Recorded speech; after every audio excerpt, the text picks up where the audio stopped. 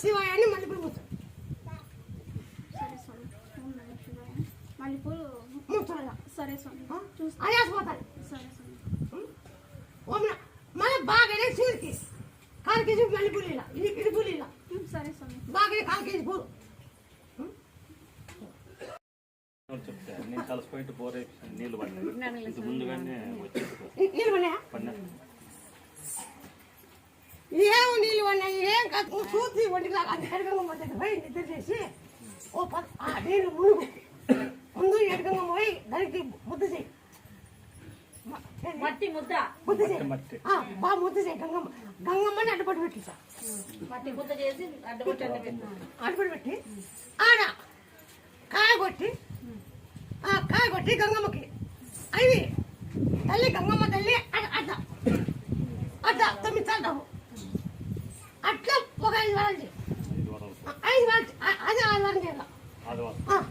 మన బాగా అయితే తల్లి అట్లా ముద్ద చేసి అప్పుడు నువ్వు ఏమని చేయాలి బాగా పెద్ద ముద్ద చేయాలి గంగమ్మని దానికి ముద్ద ఇంత చేయాలి ముద్ద చేసి ముద్ద ముద్దతోనే అడ్డుపడి పెట్టి దండేసి నిమ్మకాయల దండ అన్నీ వేసేదే ఆడ ఎట్ట కొట్టబడుతుంది నీకు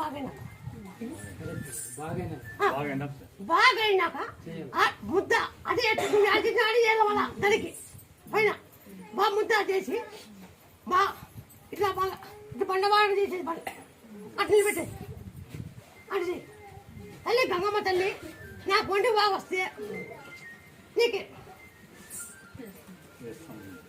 ఎప్పుడు బాగైతే ఒక పొట్టిడుసు బాగైతే పొట్టిడుసు అన్నీ అన్నం పెట్టాల. కావాలంటే ఆ శివుడికి 9 సోళ్ళు ఓం నమః సోగొట్టాలి. ఆ సోయుడు కావాలంటే శివుడు శంకిస్తాడు. ఈ సోయుడు కొత్త శంకిస్తాడు శివునికి శంకు. నువ్వు 9 సోమాలలో ఓం నమః శివాయ కప్ప సోగొట్టా ఎదికి నమ్మకుండా ఇక్కడికి వచ్చిపోయారు అయినారు. అక్కడికి వచ్చిపోయినాక మా అత్త మళ్ళీ అయినారు 2 పడిపోయారు.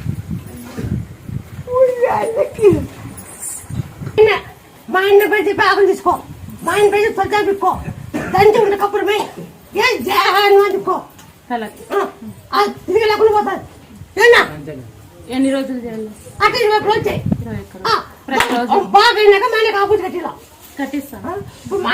నేను మా ఆయన బాగా చేస్తాను నేను కాదు చెప్పేవారికే బరువు నెత్తి పెడతా అన్నా అంట